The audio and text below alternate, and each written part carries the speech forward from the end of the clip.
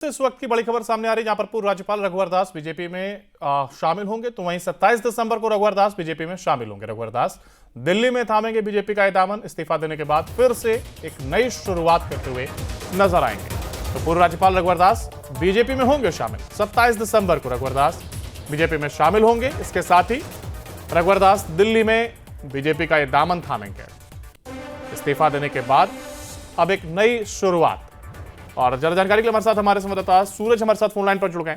सूरज, देखिए, जिस तरीके से कयास लगाए जा रहे थे और अब कहीं ना कहीं उन्हीं कयासों पर मुहर लगते हुए दिखाई दे रही है। रघुवर दास एक बार फिर से बीजेपी का दामन थामते हुए नजर आ रहे हैं।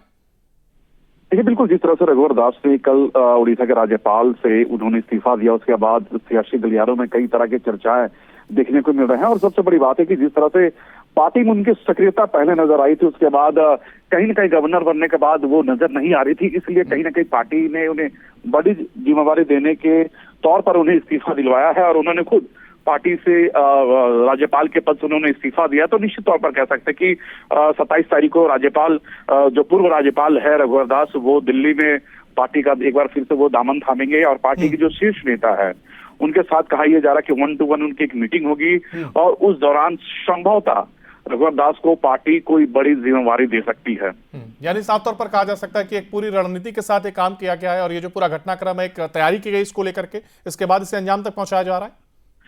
देखिए, बिल्कुल कह सकते हैं, क्योंकि जिस तरह से हाल के दिनों में जो विधानसभा चुनाव हुए थे झारखंड में, कई ऐसे दिग्गज जो चेहरा है वो नजर आए थे। लेकिन जो जनादेश इस बार झारखंड की जनताओं ने दिया है, उससे कहीं ना कहीं पार्टी को काफी निराशा हाथ लगी है। और यही एक वजह है कि पार्टी सत्ता तक नहीं पहुंच पाई है। लेकिन जिस तरह से रघुवर दास की कार्यकाल रहे थे 5 साल, काफी बेहतर बताए जा रहे हैं। और बतौर मुख्यमंत्री के तौर पर उन्होंने 5 साल का कार्यकाल अपना पूरा किया था और संगठन को एक मजबूत बनाने को उन्होंने कोशिश की थी। और कहीं ना कहीं जिस तरह से जो चुनाव इस बार हुए थे, अगर लोग ये भी करेगा अगर रघुवर दास अगर इस चुनाव में उनको मोटिवेट किया जाता या फिर रघुवर दास को अगर चुनावी मैदान में उतारा जाता तो संभव था पार्टी कम से कम बहुमत तक के जो आंकड़े हैं वो ला सकते थे। लेकिन एक तरफ जहां रघुवर दास की इस्तीफा हुई है, इस्तीफा के बाद पार्टी नेताओं में एक उत्साह का लहर है, क्योंकि लोग चाह रहे कि रघुवर दास फिर से यहाँ पे झारखंड में केवल सक्रियता वो दिखाए और संगठन को और भी मजबूत करे, ताकि 2029 का चुनाव रघुवर दास के नेतृत्व में लड़ा जा सके।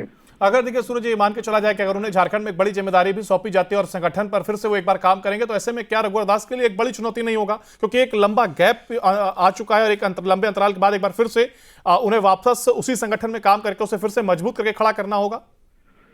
देखिए, बिल्कुल कह सकते हैं, क्योंकि कहा यह भी जा रहा कि रघुवर दास को राष्ट्रीय अध्यक्ष के तौर पर नॉमिनेट किया जा सकता है, क्योंकि अभी जेपी नड्डा जिस तरह से वो पार्टी की जो सक्रियता उनमें देखी जा रही है और जिस तरह से वो पार्टी का जो उन्हें एक बड़ा कह सकते हैं कि एक बड़ा उनको जगह ओहदा दिया गया है, तो उस ओहदे पर कहा जा रहा है कि रघुवर दास को बिठाया जा सकता है। इसके अलावा रघुवर दास को झारखंड की अलग से एक कह सकते हैं कि जिम्मेवारी दी जा सकती है कि ताकि आने वाले चुनाव जो हो वो रघुवर दास के नेतृत्व में चुनाव लड़ा जा सके। चलिए, अब देखना होगा इस घटनाक्रम के बाद और क्या कुछ तस्वीर साफ होकर के सामने आती है, उस पर भी हम आपसे चर्चा करेंगे। फिलहाल बहुत शुक्रिया आपका हमारे साथ जुड़ने के लिए और इस जानकारी को साझा करने के लिए।